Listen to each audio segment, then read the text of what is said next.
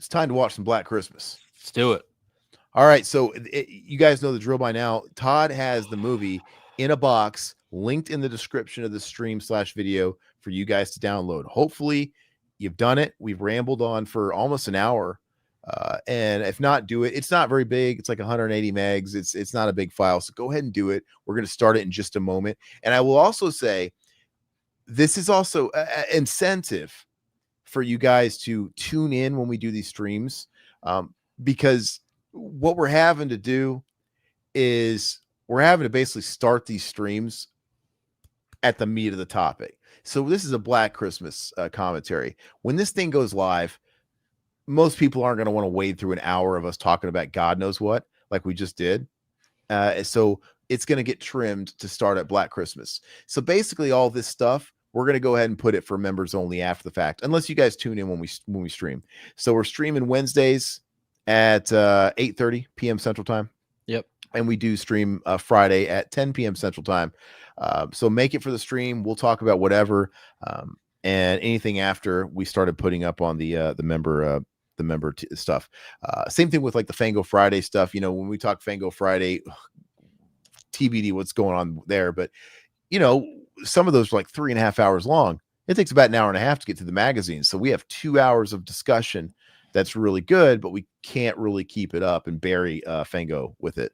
So anyway, that's a perk. And on that level, hopefully you guys are subscribing to the video. Sorry, liking the video, subscribe to the channel. If you want to support us any extra, we do have a membership, and we resurrected the Patreon. Tiers, perks are all the same on both. Mm-hmm. Same $2.99 price point. You can give more if you want, but nobody's asking you to. And yeah, it's just wherever you guys want to be. Some people love the ecosystem of Patreon. I like the ecosystem of YouTube memberships. It's just something for everybody. Yeah, if you hate YouTube, or you hate watching on YouTube, I'm also adding the free shit on YouTube. So, or YouTube Patreon. So, become a free Patreon subscriber for now. If you don't want to, you know, give us a few bucks. So. Well, that's why we left. That's why we actually left Patreon the first time, is because it just wasn't user friendly. Now it was a pain in the ass to update. It was a pain in the ass to check. And you know, we're already here on YouTube with everything. It was so much easier to like, hey, let's do a membership here. But now you can actually upload the videos straight to Patreon. Yeah. Mm-hmm. And so yeah, this is also a way for us to back up our shit. Mm-hmm. So for example, speaking of Image 10, we had to scrub our entire channel of Night of Living Dead shit because they're a bunch of old pricks. Guess what? We're probably going to put it up over there. What are they going to do? What are they gonna do? Fucking triple dog dare you, bitch. Strike us over there.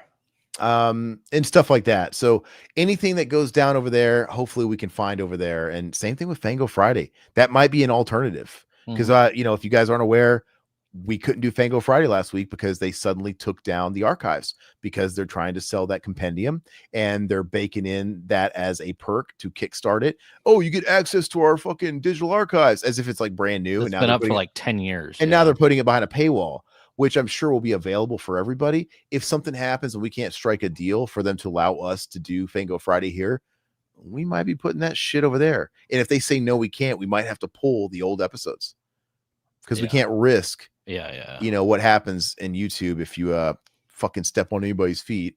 So all that shit's gonna be there. So anyway, that's enough of that. I think we're ready to watch the movie, right? Yeah, I'm ready. Let me actually pull it up right here. Yeah, I'm ready. Hold on, where's my downloads? I rewatched this a couple nights ago and it really held up. Really had a great time watching it. So I'm really excited about it. Okay, guys. Hour and 37 minutes. It's like the quickest slow movie you'll ever watch, but in a good way. All right, so everybody on the count of 3, 2, 1, play. Film funding. When did you first see this movie, Todd? God, I actually saw it late in the game. I saw it in high school. I rented it from I believe Blockbuster at the time, and you know, I thought it was a solid film. It really didn't affect me until I got older because of I just grew to like slashers a lot more as I got older, and the fact that tonally this is so dark and it's just I don't know, just something about this. It does give you the creeps. Um, I think the reason I checked it out first was in high school was because I think Phil and Selma was saying it's like one of his favorite horror films. It was like Black Christmas. It's like I Oh, need to yeah, watch that's right. this. So I checked it out, and then it's great. So I was very happy with it. This intro sets the tone super Oh, well, and I love it. obviously the contrast of hearing Silent Night, Holy Night, knowing what we're getting into, because the movie poster or the cover, you see the chick with the bag over her head or the plastic over her head. Oh yeah. So you already know what you're kind of in for, and we get this just long shot on this house, establishing this house. We're gonna in this dorm house. Mhm. We're gonna spend the whole damn movie here, and Oh yeah. it just Pi Kappa Sigma. Yeah. yeah, it just really sets a vibe. This whole movie's got an eerie thing about it, and that's what it could. I could see how some people might think it's slow, but I don't know. I just really enjoy living in this world for the time I get to. This early 70s, Christmas time.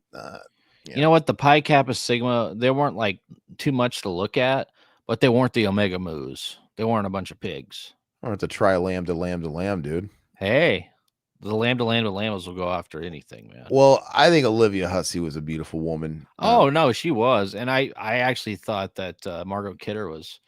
I had a thing for Margot Kidder in this movie. Margot Kidder's not my thing. She's She's the okay. town floozy drunk dude. She's the whore, dude. I thought she was great in this. So I watched it. I was late to watching this too, later than you, because I watched it before the remake came out. Because we were gonna, me and my buddy were gonna go see the remake. I'm like, well, I better watch the original. I mean, that's still like 20 years ago, but yeah. So that's when I watched it. John, I got a review of the film out on my channel. If anybody wants the Hillbilly Review channel, yeah, man, check it out. Hillbilly, I'll have to subscribe, man. I didn't know you had a channel, brother. I will do that after the show. It's like our buddy Hillbilly DVD reviews, dude. Yeah, I dig it. So this movie's there's a little bit of a polarizing element to this film. Obviously, is this the movie that popularized it, or one of them? The whole first person thing. It's one of them. Yeah, I wouldn't say it is the first by any means. But yeah, it was definitely one of the originals. You have Olivia Hussey, which we talked about, Margot Kidder. We have what other characters? A lot of the you're a little ahead of me. I don't know how that works, but I'm not ahead of you. I just I see Margot Kidder smoking a stick. Oh, you're ahead of me then. She's smoking a cigarette? I'm here now, but you announced her on screen before I had her on screen. I know. I'm looking through who's in the film. Oh, gotcha. Look, we have Gene Shalit. Yeah, look at that fucking hair, dude. He plays Santa Claus. He looks just like Gene Shalit, dude, the old film reviewer, dude. For God, what was he on the Today Show or whatever? John Saxon, of course, makes his appearance, which gotta love John Saxon. Yeah, he's really great in this. I liked. It seems like every character's pretty. I mean, they're not too pretty, which I like. It's pretty relatable to the time, and the whole first person thing is creepy. I can see why it was very effective back in 1974. The whole POV portion of it being around Christmas time, and just the first kill, man, it's pretty effective in my opinion. Well, I think by today's standards, the kills are not going to shock anybody. No, it's pretty weak in that sense. Yeah, it's not about the actual gore or lack thereof. It's just the vibe. It's the fact that it's the atmosphere. It's the fact that the killings are happening. But yeah, I mean, the most violent kill in the whole movie is Margot Kidder getting stabbed with that pick or whatever. And even then, it's like they don't really show any contact. It's pretty lightweight. But I think this movie does the first person better than any other movie. It does it better than Friday 13th. I don't know about that. You really? I think it's really creepy. It is really creepy, but I really feel like I'm Billy in this. The way they have it all angled and shit. I don't know. I think it's way crazy. I don't like Friday 13th that much, so maybe that's that. I think this movie's fucking way better than Friday 13th. I love the phone calls though, man. I want to lick your pink pussy. Yeah, they're really edgy. Yeah, for the time, really sleazy, dude. Yeah. Well, isn't that what he says? I want to lick your tight pink pussy. Yeah, it's really like I'm glad I would want to watch this like with my family, but because so you don't think this movie's like 10 times better than Friday 13th? No, I do. You like Friday the 13th better? I do. No way. I do. I think I it's do. I so like much Friday better. the 13th better. I do. This movie's so much better. I like summer camp. I don't like wintertime. I mean, that's probably why. This movie would have been really groundbreaking at the time, mixing the Christmas with the horror and the slasher and stuff like that. Obviously, now it's played to death. Even a title like um, Black Christmas would be cliche. You know, Silent Night, Deadly Night's super cliche. Silent Night's cliche. It's all been done to death, but this is like the prototype. Yeah. And you know, you got to give it its props. But Margot Kidder, she's, like I said, not my cup of tea. Obviously, she went on to be an Amityville Horror, and she was fantastic in that. We have our story about Margot Kidder. She was at a convention that we went to one time. Her table was right across from our booth, and dude, she was crazier than a bag of fucking hammers, dude.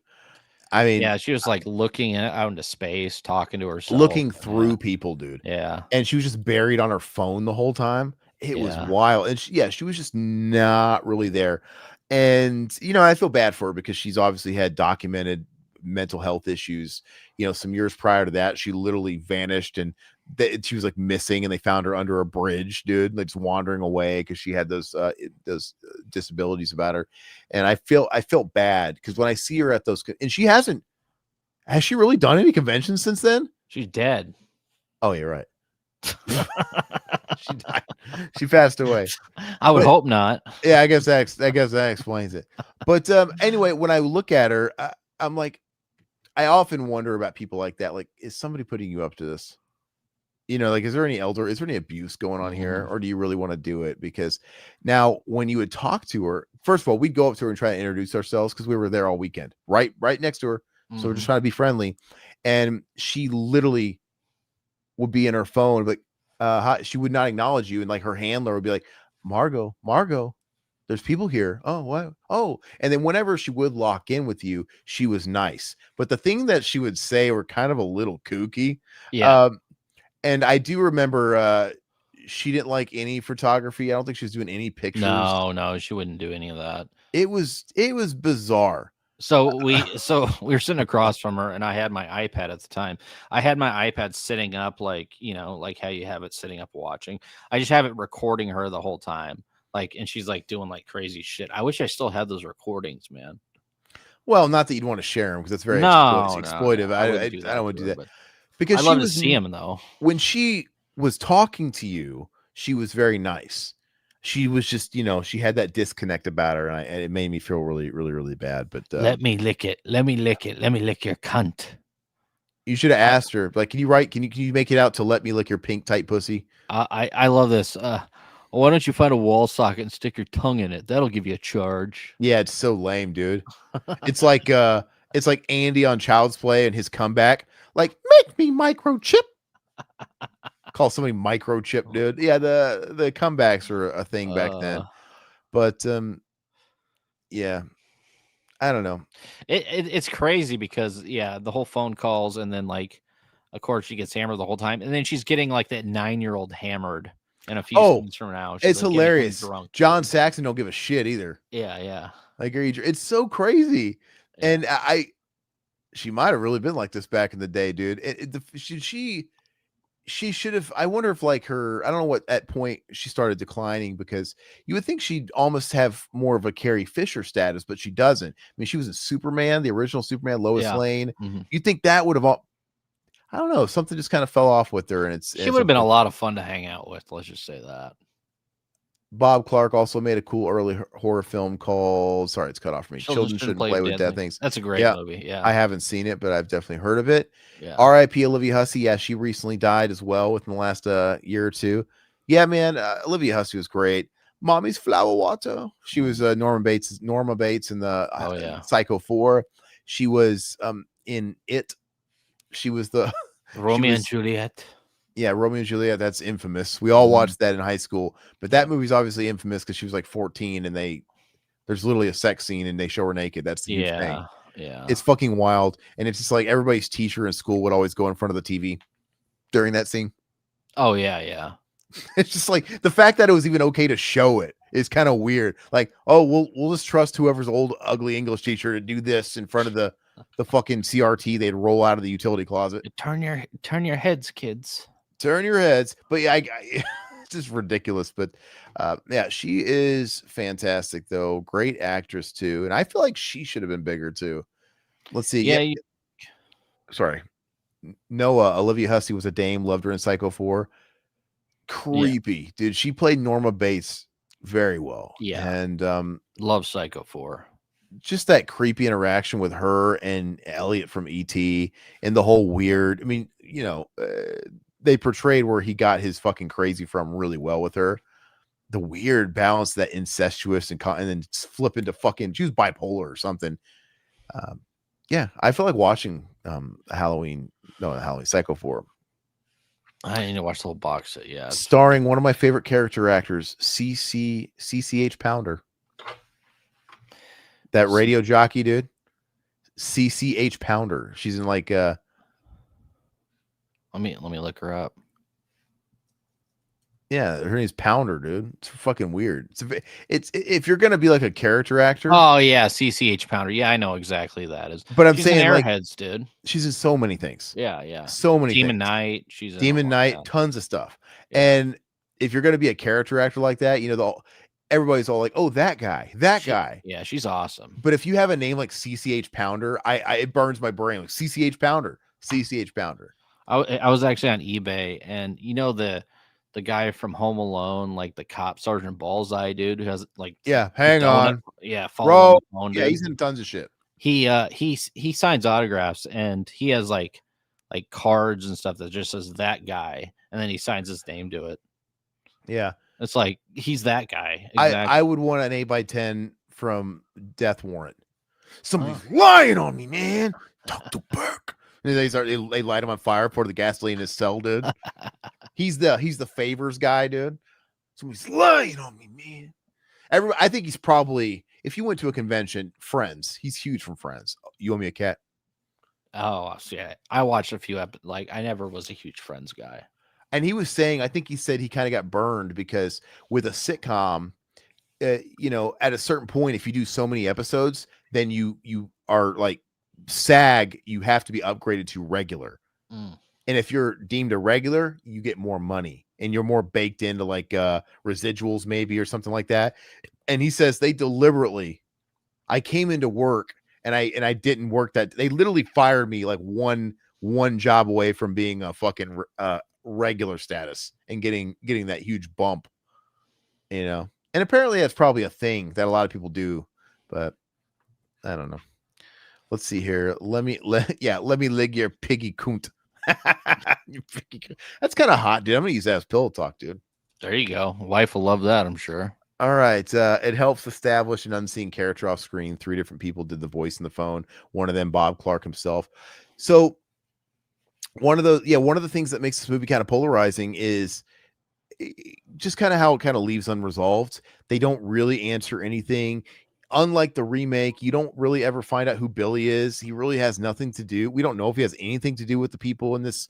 You're kind of, usually you were bred to fucking think, oh, so there's going to be a wraparound. It's all going to make sense.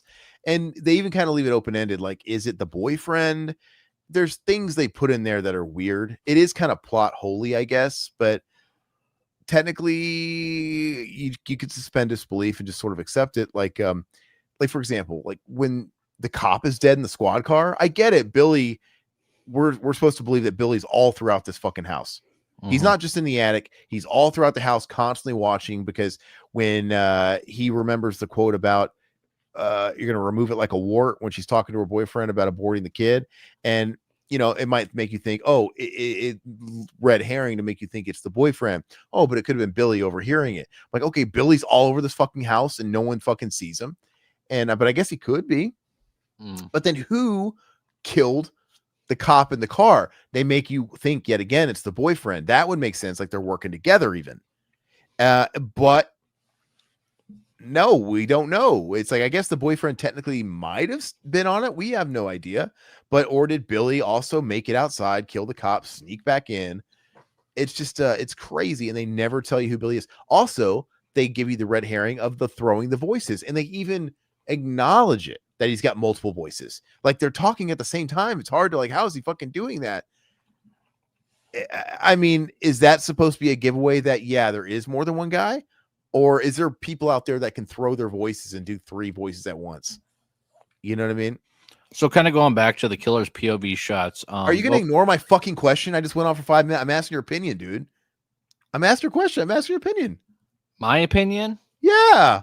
I just sit there and fucking went off and you always do that. Okay, anyway. But what is your opinion on the fucking ambiguity of it? That's so funny you did that. I'll just fucking shut the fuck up. I'll hold my breath now. Chill. Is this a commentary or is this a commentary? Chill, brother. Sorry, I was reading something. So what is your thoughts on that? What's your thoughts on the ambiguity of the what? You really weren't listening to anything. No, I wasn't listening. What were you saying? Never mind. We'll get to it. Tell me, guys. Tell me. Are you guys?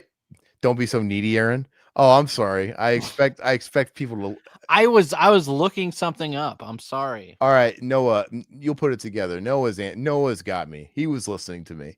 People with multiple personality disorders can do that on a dime, changing accents and personalities.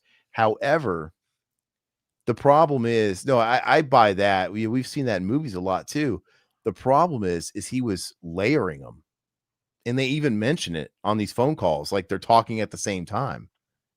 So it's not. It's one thing to do the Norman Bates, where you turn into Norman and then your mother and you're Norman again.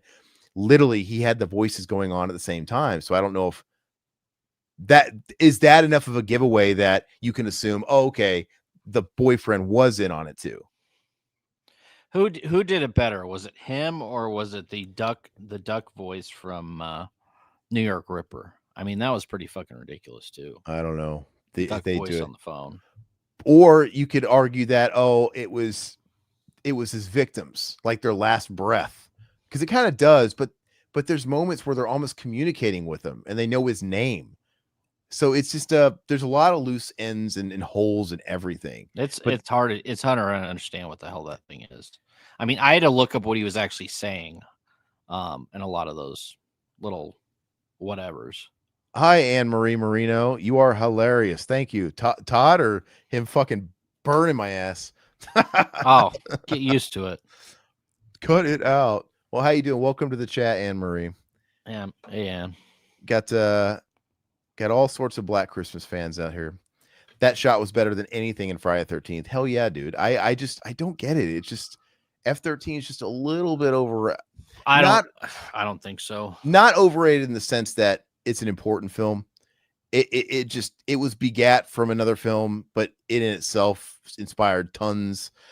But I just I don't know. I think Sleepaway Camp 1 is better than Friday the 13th. Even it's a ripoff. Essentially. I disagree with that. Wow. The first Friday the 13th? Yeah. No, God. There's something about the first 2 Friday the 13th. I don't know, man. I like if you're saying part 3, I could totally see it, but yeah, that's a good point. Those prank calls in this were more obscene than the Jerky Boys. That's a throwback reference. Nobody that wasn't around in the 90s knows the Jerky Boys. Everybody had the Jerky Boys CDs, dude. I don't think. Did they even exist past the 90s? I don't remember. I don't think so. They were like crank yankers after that, right? Yeah. Well, where do they start?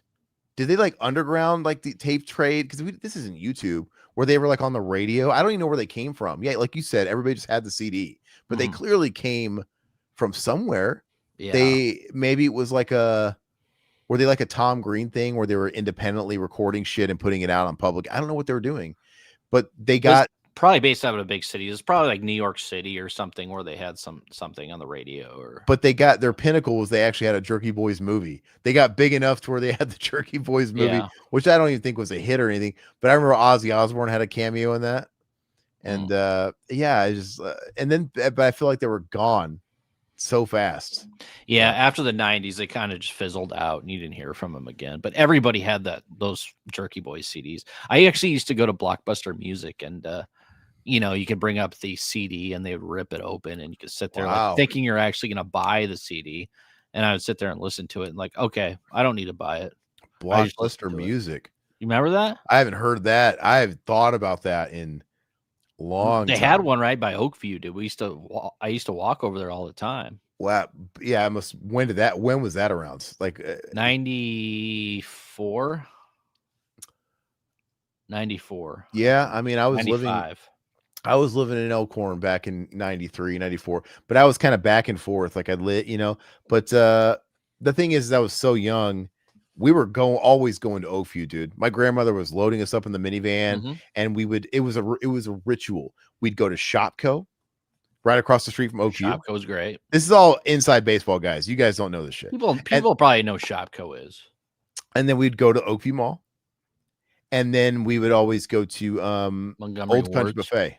Oh, Old Country Buffet, yeah. And so my grandmother, she's my Grammy, my Grams. She would never have gone to Blockbuster Music, so I probably wasn't on my radar. We go to Hy-Vee, But yeah, I haven't thought about Blockbuster Music in a long time. Hey, John prefers Friday through 13 as well. So. Yeah. I mean, it's an unpopular opinion. What's your favorite Friday 13th, John? Just throw it out there. Let's see. No, I fell in love with her in my introduction was the Romeo and Juliet movie she was in. Nice. That's okay for you to say if you saw it when you were like a kid. You can't say that now because she was underage. Yeah. I wonder. I don't know if I ever read anything about like her accounts as an adult, kind of like the Brooke Shields thing. Like Brooke Shields as an adult, she's now very vocal about the kind of stuff she was subjected to as a child actor. They're all coming out with talking about like, they were like, well, even her mom and stuff like that, they were sexualizing her. Yeah. And just really like and now it's like, oh, I don't Olivia Hussey had to have had a similar type of thing. Maybe even during like the Me Too era. Like, yeah, what were they? I know Natalie Portman's big on that too. Like, like they put me in The Professional. Leon the Professional is like they were sexualizing me in that movie. It's just like anyway. So she died when she was 70. So she died last year at 74. What did she die of, Olivia Hussey? Look at that shot, dude. Her in the attic. She died of breast cancer. Diagnosed as breast cancer. Let's see. Oh yeah. Radiation. Okay.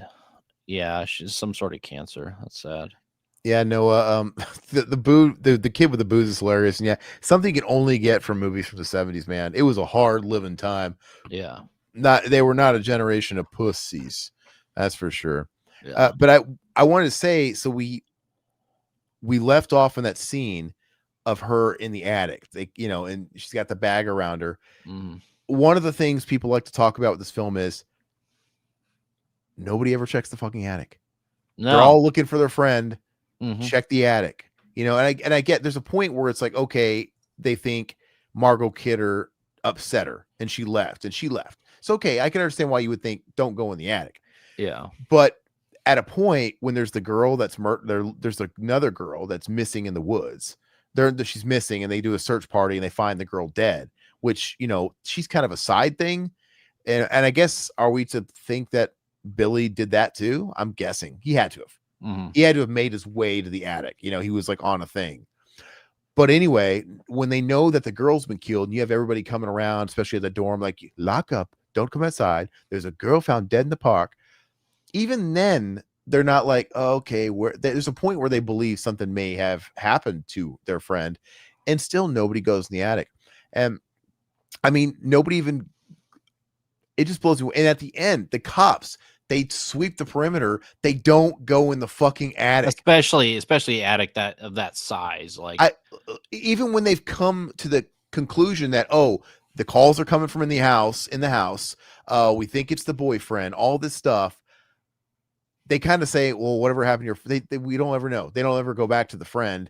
They still don't go in the attic. They found 2 dead bodies. They found 2 other dead bodies, right? And there were still more dead bodies in the attic. What? There's clearly people unaccounted for. Go in the attic. And they leave Olivia Hussey. They sedate her in the middle of like the living room. And they're just like, okay, well, we'll be right back. And they leave her like, you're safe now. When you didn't check the attic. And that's kind of what the ending, the ambiguous ending. It's because, we go back to the shot of the outside of the house. And then we know John Saxon left. She's alone in the house and she's sedated, helpless. Yeah. And then we hear the phone ring, Mhm. which is a great ending. Yeah. Awesome ending, because it it tells you, well, you could argue is like, well, Olivia Hussey dies because, I think somebody even says in the movie that, oh, he calls before he's going to kill somebody, or he calls after he kills somebody. It's confusing because I think he makes the call after he kills people. I don't know, but I think what they're trying to convey is she probably gets it. But I think all this weird plot holy stuff is supposed to be intentional subtext, like because there's obviously the pro-life stuff going on in here too, the strong independent woman, I still have dreams I want to do, and I don't want to keep the baby, Yeah. taking charge. And then yet you have the man getting damn near unalivable because he wants her to, and he even threatens her, if you like, you're gonna do what I tell you, type of thing, you're not Mhm. gonna hurt that baby. So the whole thing is kind of it's all pretty heavy, that it's a man's world, and nobody really is putting priority on what the women think. And I think that's just what they're trying to hit home, and that's the same thing with the end of the movie. Well, I They mean, there's a lot of controversies in this movie, and it's not just the whole abortion subplot. There's that, and there's also, I guess, this movie is marketed. The whole marketing, people got pissed off because it was marketed as a typical Christmas movie, downplaying the horror angle, and parents were pissed off because they brought their kids to this film, and they were pretty pissed off about that. The fact that the obscene phone calls, why what were the parents thinking? What did they in expect? some areas, they're saying that it was actually marketed as a Christmas movie just to get people there, like a Christmas without the horror elements. But it's called Black Christmas. That didn't maybe like but I yeah, don't know. they hadn't really done it before. So what are they supposed to Yeah. think? I Like, mean, they oh, didn't have the internet. They didn't have, I mean, it's obviously a play on White Christmas, yeah, right? yeah. And yeah, I guess that's Religious groups hated it, of course, because the whole, murdering Christmas, religious aspects of it. But there's just a whole lot of stuff that people are not happy with this. And that's why I like it. I mean, the whole, I mean, Elysia, Lizzo. Hussey. I mean, she's not really a likable character in this film. She's No. kind of a, I don't know. I mean, I don't care, whether she keeps the kid or not. That's not my business. But I mean, it's just she doesn't seem like the type where you're actually like really rooting for her to, as a final girl. She's just kind of a, she's there for me. She doesn't like, I like Margot Kidder better. I mean, it's Oh, sad to say, but well, she's not likable either. Margot she's Kidder's not. She's not. But yeah, fellatio. yeah, Fellatio, this is scene she's right here. fun, dude. Margot Kidder's fun. Yeah, she's definitely a good actress. She's fun in this. With Olivia Hussey and some of the things she does, it's weird. Like when the carolers come to the door, that's like peak movie where she's even freaking out. She's like scatterbrained. They're worried about their friend, but yet she takes time to answer the door for carolers, and she's like laughing and smiling, gives them tips, Yeah. like a tip. Like, what are you fucking doing? Are you sad? Are you scared? What's going on? Because they're all a little. They're getting these fucking crazy calls nonstop from these perverts. All the while, John Saxon's like trying to tap the phones. You got to keep them on long enough. And by the way, I think that's John Saxon like mansplaining too. It's all pretty heavy handed with the whole man woman thing. And I No, it's oh, by funny. the really quick, I have to throw this in too.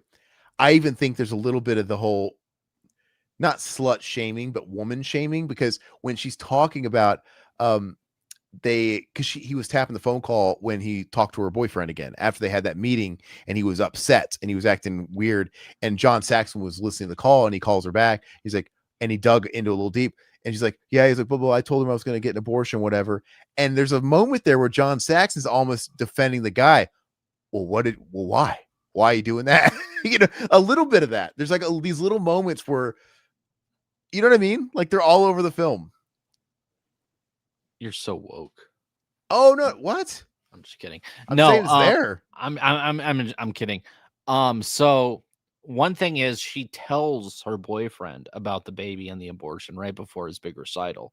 It's like Bitch. that. Why would she do that, dude? Terrible. I It's mean, she selfish. knows how important this is to him, and then she's like at least wait until afterwards and you can tell him. And now he's all pissed off and trying to Yeah. play. So He looks like he's sexually frustrated. Dude, I would be able to play either. Yeah, and it's just her being selfish because I don't know. I don't even know if she was thinking about that. She was probably just thinking, "Oh, this is when I feel like doing it. Now's the time I'm going to tell him." Not even giving two shits that, "Oh, this is a big moment for him. I need to wait. I need to stop thinking about myself." This is like the girl that ghosts the guy, like breaks up over the phone. Well, fuck, or breaks up over Oh text. yeah, yeah, It's like, "Oh, I don't want to inconvenience myself. I don't like the confrontation, so I'll just like give somebody no closure." It's like that whole yeah, fucking thing. But they'll of course pass it off like, "Oh, I want to make it easy on you." Like, whatever. Yeah, she's doing the same thing. She's not like, that's what I was thinking the whole time when I was rewatching. Is she is kind of insufferable in that way, but she's too pretty, man. I like. she's very, very pretty. Absolutely is. Yeah. You Let's kind see. of feel for her boyfriend because he's willing to throw it all away. He's really like, you know what? I just want to start a family, get married, whatever. I don't have to do this. And I get where she's coming to as well. But even he is saying, isn't he basically saying you can still do those things? Basically, Yeah, when he's pleading with her, like he's offering to be like the Joey Gladstone. It sounds like he's willing to give it up and help you out with yeah, this baby yeah, so you can do your thing. And nah, it's a touchy subject. yeah. It's tough. Speaking of pretty, I mean, just look at John Saxon. He looks great, That man. jawline. I mean, he's a very pretty man. Do you want to go to the chat? Looks like we got a bunch of chat. I mean, I Backed guess I up a little can. bit. Oh God, New York Ripper is so sleazy, even for Fulci. I love New York Ripper, man. Black Christmas almost has like an Italian vibe about it. Like I could It see this. does. Yeah. I could feel like this having. Well, because you know, Kind of Giallo-esque with with the the black. first person Yeah. stuff and the who done it, except you never find out who the who done it is. Mm. And but yeah, I could easily picture overdubs on this. Donald Duck goes bad. The ending of Psycho 2 makes me laugh my ass off every time. Oh, when he hits her with that shovel, dude, Mhm. it's so funny. Yeah, I think John was saying that Psycho 2 is his favorite besides the original. Of course, Psycho 2 is really good. It's an exceptional sequel. I'd say Yeah. it's one of the The best first sequels. Psycho, the first Psycho is better than Psycho Nope, 2. nobody's fucking denying that. But Psycho 2, it's about as good as a sequel you could do, Yeah, and that's good. a sequel that was years later. You could fucking jerk off Top Gun Maverick all you want. That shitty fucking dumbass Tom Cruise movie. Oh, I love Tom Cruise, man. Psycho Don't be 2, talking about Tom Cruise like that. fuck him. He's an actor of our generation, man. Fuck him. I love Tom Cruise. Fuck him. How's my mole? Oh, that's the wrong. Yeah, it's the wrong. Can't commit to the bit, but Psycho 2 did even better as far as it's the same thing. Yeah, Maverick's great. I'm just kidding. But Psycho 2 did a similar thing where it's like a movie that was so far removed from the original, so many years apart. Yeah. And they make a movie that excels. Nobody's trying to say, oh, better fucking Psycho. Ease up. But it's damn good. It's good. It's, No, it's I'll give you almost its that. own thing. And, you know, they did their own thing. They But did their own Psycho thing. 3 and 4 are great too. So Okay, whatever. Psycho 3 is not very good. yeah, Psycho 3 is great, dude. I love Psycho 3. Yeah. You like him eating the bloody ice? Dude, Psycho 3 is sleazy, cheesy, great. All right. Nah, The Burning is better than I think The Burning is better too, dude. No. Yeah, I think The Burning is better than I like The Burning too. I enjoy The Burning, but it's not. I don't Can't stand you. I think The Burning is actually more fun. I like some of the ripoffs better. Yeah, what can I say? Oh wow, Anne Marie, this is one of your favorite movies ever. You got great taste. Yeah. When did you buy? When did you first see it? Yeah. When did you first see it, and what was the culture like when you were watching it? I saw this movie really late. So you know, technically, 2004, we were already deep in like Saw territory. It's like, you know, people. This is probably lightweight for even then, but F-13 is a classic for its influence, not necessarily its entertainment value. I agree. That's kind of where I stand with it. It didn't inspire Halloween, that's for sure. See, I'd rather watch this than Halloween any day. I'll give you that.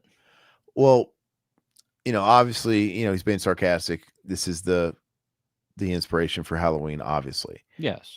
And I've just seen Halloween so many damn times. Unlike this movie, I've been watching Halloween since I was like in diapers. I've just seen it so many damn times. And it's not even the fact that I've seen that movie into the ground. It's just what they've done to it. They franchised it out like to death. And it's just oversaturated. I'm just so tired of Michael Myers at this point. And But this is a better film than Halloween. I disagree. I have to remove myself. If I pretend that they never made Halloween 2 through 45 and Halloween was like this and it was just its own movie, I don't know. Like I said, I'm so jaded at this point, but I think and I'm not saying it's not better than Friday the 13th, but I like Friday the 13th better than this film, if that makes sense. Anne Marie's got it for John Saxon big time. Oh, I don't blame you, Anne Marie. Hot back then. He's probably still hot. He's probably like, probably got a few rats going through his eye sockets. But he's probably still doable. You could do a few things with those sockets, if you know what I mean, Todd. Jason Lives will always be my favorite Jason flick. There's a lot of people that love Lives. Not me. In fact, Black Christmas was John Carpenter's imagined sequel. Black Christmas with Billy escaping an asylum and calling it the Babysitter Murders. Okay, I could see that. That makes sense. Like his hypothetical fan sequel based off that. Yeah. It's tough, Todd. The only way I'd be able to give you a definitive answer to that is if I saw both Halloween and Black Christmas at the same time in my life, and neither one of them ever had sequels. Because Halloween clearly That's true. No, then it would be a little bit more fair. Yeah, I'm with you. Right now, I kind of like, dude, this is. I've watched this movie twice in my life. One of them was just a couple nights ago for the second time, so it's like really fresh. Like, holy shit, this is good. It's not really a fair comparison for me. No, I get it. They like the big bush back then. They did. Hey, back then, you mean now? Absolutely. Keep her rocking. No, I want a DeLorean so I can go back to the 50s and start the revolution. No. Yeah, bring a pair of fucking bring a Braun, dude, back to the 50s, and I want to energize Clay Big Bush, dude. It's gross, dude. You gotta fucking be like Kevin Hart with Jumanji and bring a fucking machete. I don't know. I just anyway. It's okay. You know why? Bring the 80s back. Come on. Look, and 70s. I went to New York once. I've been in New York quite a few times. One of the times I went to New York, I was on the subway. On walks the subway, this let's just say very persuasive person wanted change. This woman, she was clearly homeless. She was clearly on drugs. Very, very, very, very questionable aroma. And she was going around asking somebody for money. She sits down next to me, stinks like piss to high hell, and she's asking me for money. I'm like, no, I got money. I actually go out of my little bag and I give her some granola bars. Like, you want some food? Say, oh, I don't like that kind. Okay. But anyway, so I always think about this chick probably had a really big bush because it just reeked like it's soaked in piss. That's what it made me like, God dang. And I always think about people like that. I'm like, I'm sorry, I can't do it. I hate to know what my wife thinks about me because I'm a pretty fucking hairy guy. Not on my head, but I'm a hairy motherfucker. Nipples. Yes. We've mentioned this recently, but he's got like in high school, he would like take the hair. Maybe it's kind of curly or wrapping around the areola, but he would take it and it's unassuming. And he'd pull that shit and it'd be like fucking like 13 inches long. Hairy chest, hairy back. I'm a hairy dude, but I lost all my hair. Well, I didn't lose it. I just got a shitty hairline. Let's just say that. Claire. What's Claire? Poor Miss Mac. Oh, dude, Miss Mac's a great character. She's hysterical, man. She's really funny, dude. I guess she's like the resident advisor, right? They need Pauly Shore in this, though. I mean, as a RA. If he was the RA, I mean, he goes from Thanksgiving to Black Christmas. I mean, that'd be great. That would be great. Yeah. Paulie has to make it to the end though, or if he either makes it to the end, or we see the weasel the whole movie with the bag on his mouth. Dude, the weasel's the dude on the phone. I want to lick a Did you get her?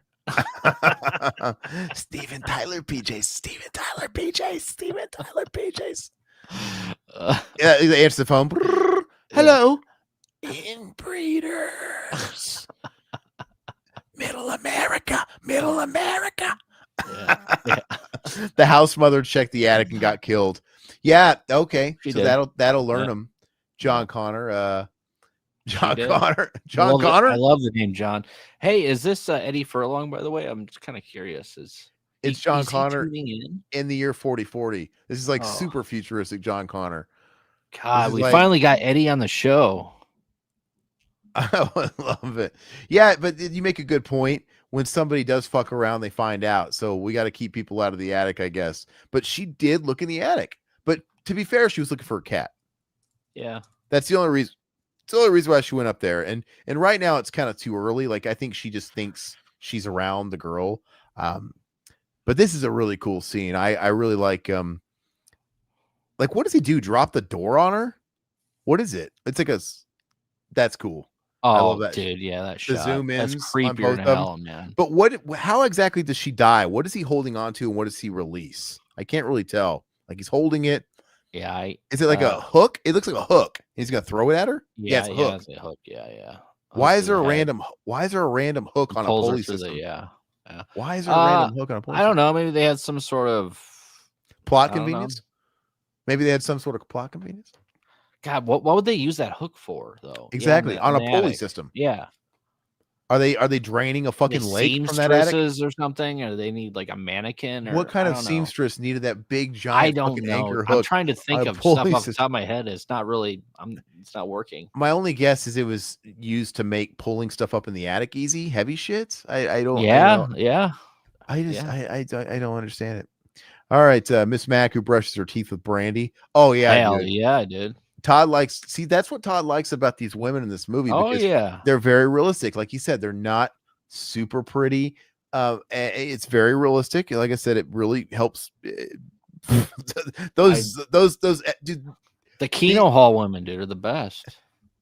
this is some of the coolest first person shot shit in the movie when he's going crazy in the attic and she was like rocking next to him. It's so creepy and disorienting.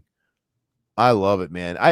I'm glad they don't tell you who Billy is, but I do like to try and guess who Billy is in my head. But I want you to tell me, but I want to guess like who the fuck is Billy.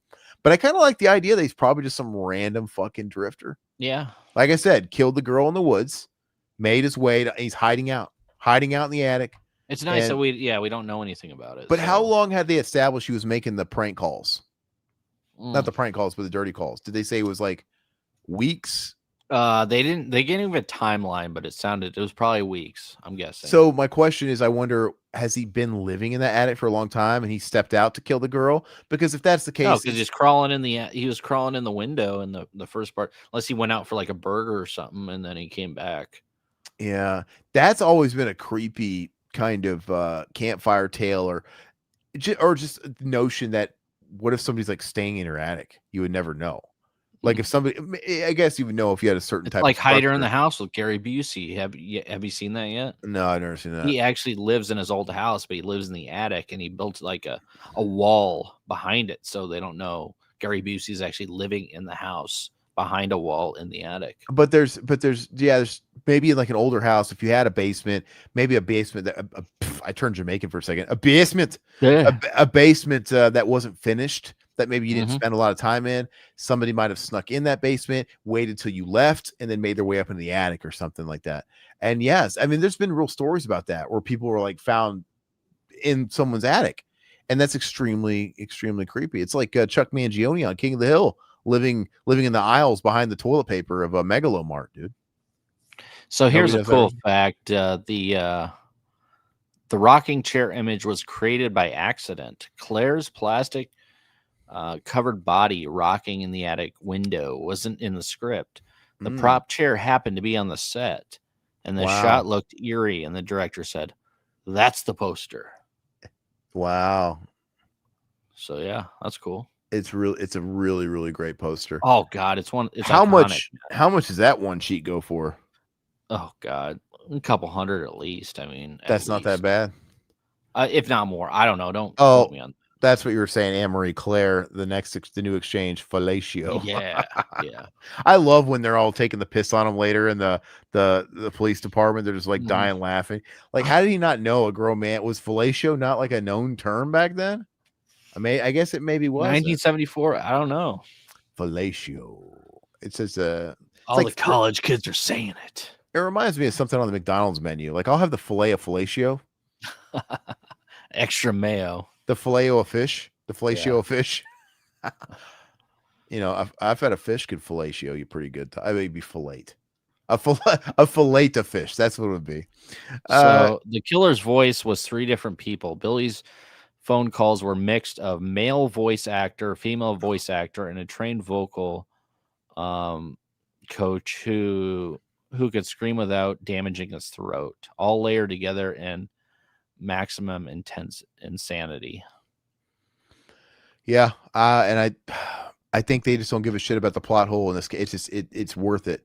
The fact that it is a bit of a like, wait a second, there's 3 layered voices there. What's the deal? It doesn't matter. The ambiguity of it's nuts. The script originally showed more of Billy. Early drafts Oh had wow. flashbacks of Billy's childhood trauma. Director Bob Clark cut all of them out because, Oh, to keep it more yeah, ambiguous. yeah. So, well, then there is a somewhat of an official story behind him. What is the stuff that was deleted? Does it say what the It footage doesn't was? say. I'll have to look that up.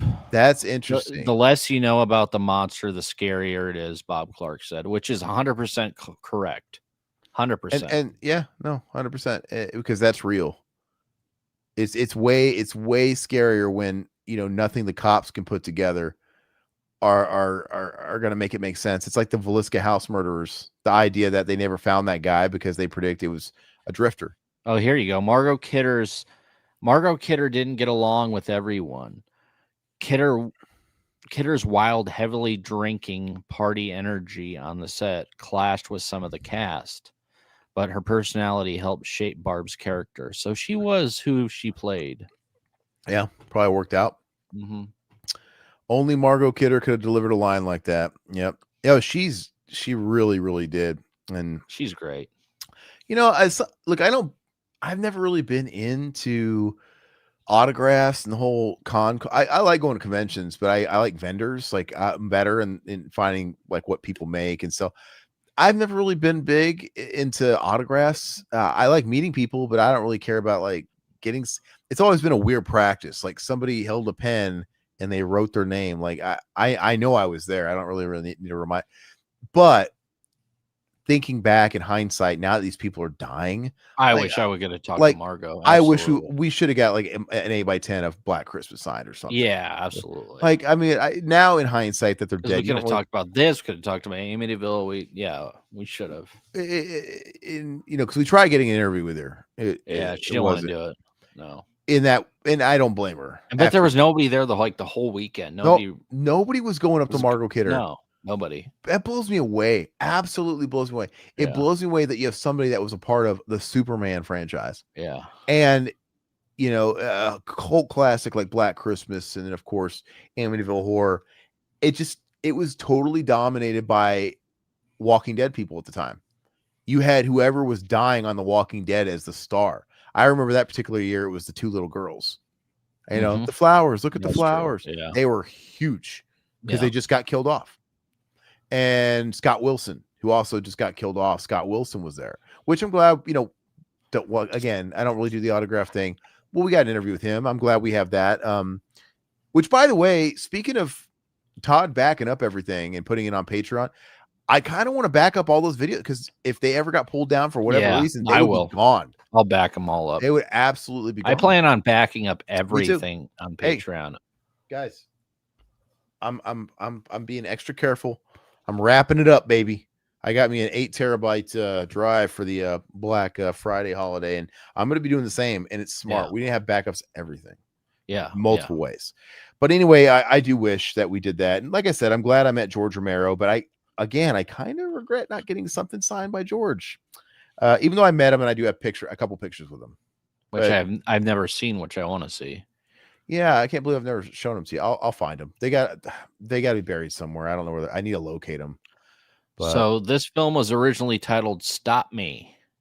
Before Black Christmas, the working title was "Stop Me," and the studio hated it. Yeah, Bob terrible. Clark pushed for Black Christmas, thinking it was both funny and dark. Yeah, so thank you, studio.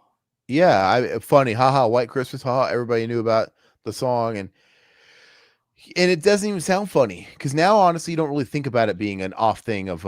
I don't think about, oh, it's a play on White Christmas. I think about it being black, evil, dark. Yeah. But yeah, at the time, that's what it was. That was the only reference point. Like, dreaming of a it's Black Christmas. I And if it get was it. Stop Me, I mean, I couldn't imagine like it being. I mean, it wouldn't help it any for being this big. I mean, Black Christmas. I don't know. I think the title's cool. So No, it's awesome. It's iconic. Stop Me or My Mom Will Shoot. yeah, Put exactly. Estelle Getty as the killer, dude. Yeah. Looks like it hurts. You can't R word a townie. What? You can't grape a townie? What? Oh, you're a gold-plated whore mother. Great line. Yeah. Yes. Yes. You're a cool person, Anne Marie. We appreciate you. Yeah. Anthony Perkins sells the sequel. I still want to know when the first time you saw it, what it was like. Yeah, let us know. And who you watched it with. Did you watch it with like your mom, your family? Like the wrong company? I can only imagine watching this with my grandmother. She would literally combust into flames. Mine too. Yeah. Anthony Perkins sells the sequels. Yeah, I mean, you definitely wouldn't have had anything of value in Psycho 3 if you didn't have Anthony Perkins. And I put Psycho 4 over 3 personally. I think 4 is a lot of fun. Psycho 3 is awesome, dude. All right, guys. Fuck off with your Psycho 3. I love Psycho 3. I'll rewatch Psycho. I've seen Psycho 3 about 5 times in my life. We'll see if it's different now. Last time I watched it was when we did a commentary a few years back.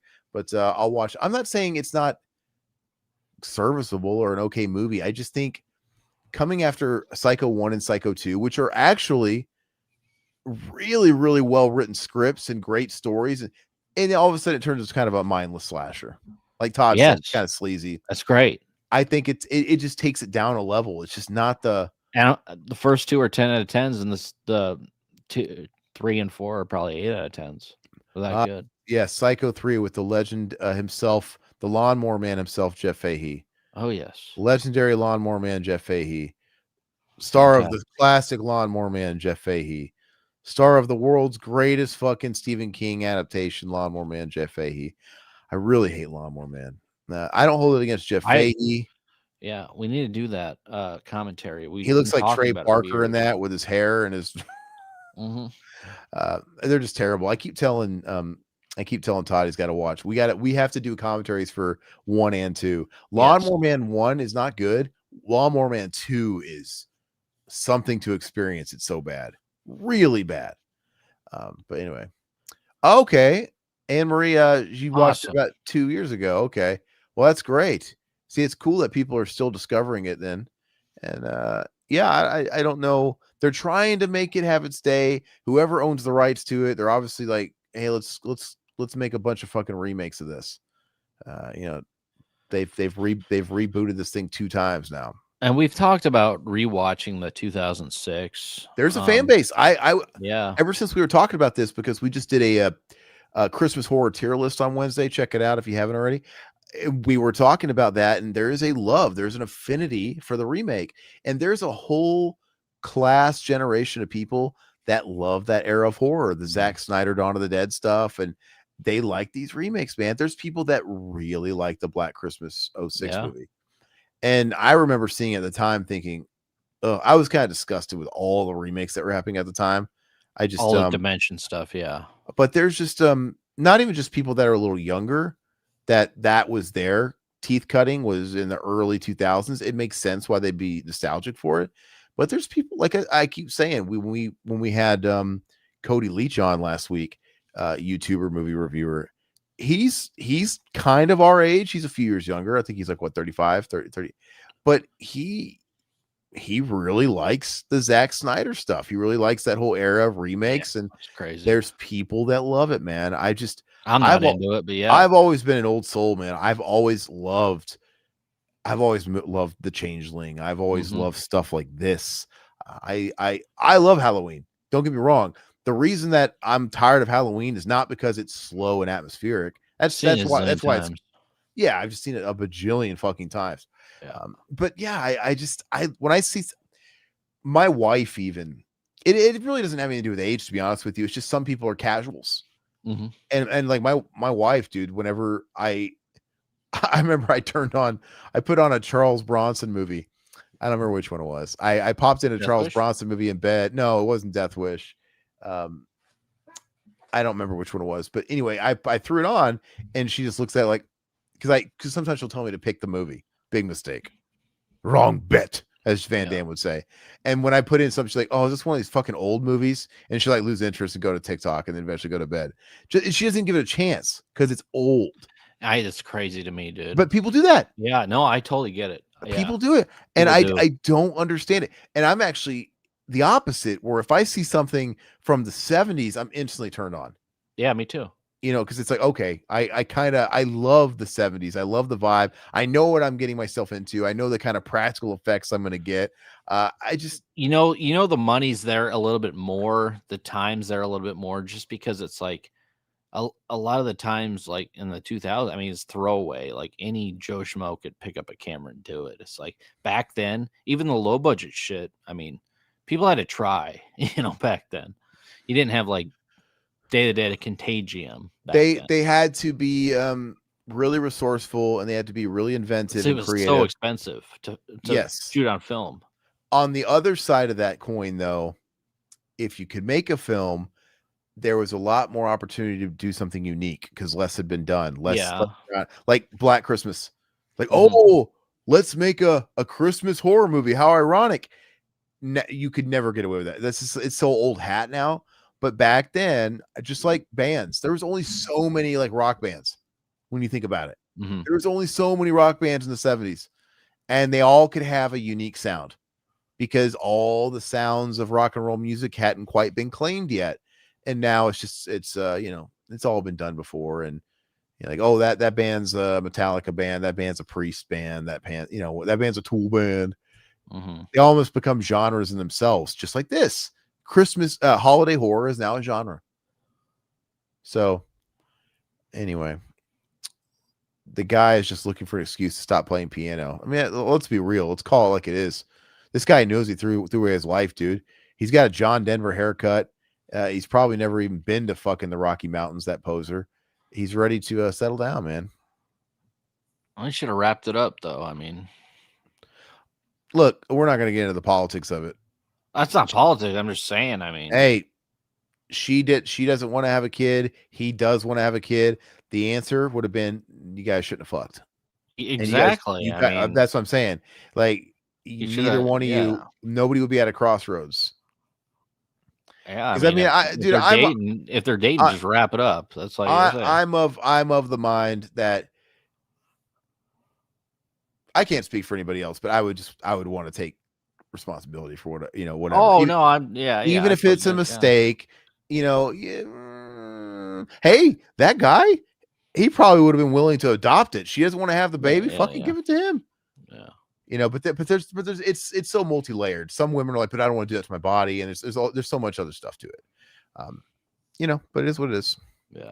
And you know what though? But back then it was way more taboo. Oh yeah. And even going back a little bit earlier, God, in the 50s and 60s, man, if you cheating on your spouse or having a kid out of wedlock, even if you weren't cheating or whatever, it's like you were like it was a dirty that's back in the days where we're gonna raise it as your sister. The parents will take it because they want before marriage. Yeah. I know, but that was back in the days where if your daughter had a kid, you would adopt it and you have a sister and we'll raise it as our kid so we can keep up our image with church and the community. Oh, screw that. If my two boys had a kid, I wouldn't fucking raise the kid. I'd just be like, hey, see ya. I'm just saying, but that's the way it was back then. I totally it was keeping up image. It was keeping up image. And dude, even my grandparents have done that. My grandparents are the best people in the world. But my grandfather has always been a player in the church. And back in the day, he was like, he always was it was a big part of that community in the church he goes to. And not even that long ago, man, my fucking aunt, a fucking grown up, she got arrested for a DUI, even though she wasn't drunk. Anyway, she's a little not there. She always, she'll never listen to this, but It always reminds me of was it Tommy Boy or Black Sheep, where David Spade's talking to that person at the airline, like, "Hello, I'm Earth. Have we met? I don't think so." Oh god, I use that all the time with some of Yeah, my buddies. Yeah, that's yeah, that's yeah. kind of what my aunt's like. She's like not there. Okay. Anyway, she was driving to work in their small town, and she exited the neighborhood, and a cop turned his lights on for her to pull over. Yeah. Just oblivious. She just keeps driving. She never pulls over. Like, never. And this cop, when the cop finally pulled her over, he had followed her for like fucking 7 miles, like something stupid. Like, but he's pissed, and he dude. was pissed. Yeah. And then he asked, like, "Have you had anything to drink today?" What do you think she said? She's never drank a drop of alcohol in her life. What do you think she said? A couple. I've had She said, 2. she said yes, because she thought, "Oh, water. I drink water or Coke." Oh, She hasn't. She didn't get it when he asked, "Oh, have you had any drink? Have you been drinking?" Yeah, I drink a lot of stuff. Oh my god, Take her dude. away.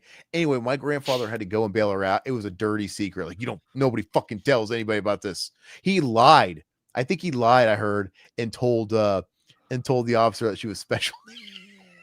Oh god, I would too. Whatever he had to do to like get her out. And then like it's just nobody says a word. This can't leak to the church. So what does he say about you doing podcasts about They don't know. oh. I don't. Well, they might know, but they don't listen to it. Would you be upset if they knew? No, I think they kind of. I think I've mentioned it, but I don't want them to listen to it just because I keep my world separate. No, I totally get it. No, I keep my I world totally separate. get it. Yeah, yeah, yeah. I don't even like I said, I don't like people to know that I do this at work. I just like I said, there was some months back where a guy that I work with, that I don't really work directly with anymore, he found out I had a podcast. And then I messaged him when he told me about it. I said, "Oh, yeah, I'll keep it on the DL, man. That's cool. Go listen." He started fucking telling everybody around the office, and he wouldn't let it go. I had other people saying to me, "Oh, he's like, yeah, he keeps saying you listen to Aaron's podcast." I'm like, "God dang it!" Like, well, don't. And he just wouldn't shut up about it. And I had to fucking message him like, "Hey, will you shut the fuck up, please?" Well, I'm the same way, and I work for a bank, guys. It's different. I don't want certain people like here in the part of this world. that's why I told my buddy James from work, and because he's so into movies and stuff like that. I'm like, Yeah, okay, you like got to vet there's them. certain people you got to vet. Well, Yeah, I then don't I'm want like, somebody. I don't want somebody I haven't vetted going out and telling a whole bunch of people I haven't vetted, and I don't want to know. That's no, the I totally problem. get it, especially when I was working at a corporate job. Yeah, Yes, yeah, yeah, 100%. yeah. One of my best friends out here, I do work with him in the corporate world. He knows everything about me, and he knows he's not going to go and fucking tell. He's vetted. He's vetted. Yeah. With all due respect, there is no comparison. If Black Christmas was overplayed like Halloween, you would think Halloween was better. Okay, so John's a Halloween guy. I'm not saying Halloween's not fantastic. I'm just saying, look, I've just got the goggles on right now because I just saw this again for the second time a couple nights ago, and I'm on a high from it. I just would really like to see both on the same playing field. Oh, here's the carolers, dude, and she's like smitten with that's a really cool shot, though. By the way, beautiful shot. Beautiful shot. The red lights back when those fucking lights would just take your skin off. They were so bright before LED. They were and yeah, really, really well shot. And she looks extra pretty in that. It's amazing how those lights didn't like catch houses and trees on fire, dude. Didn't they used to?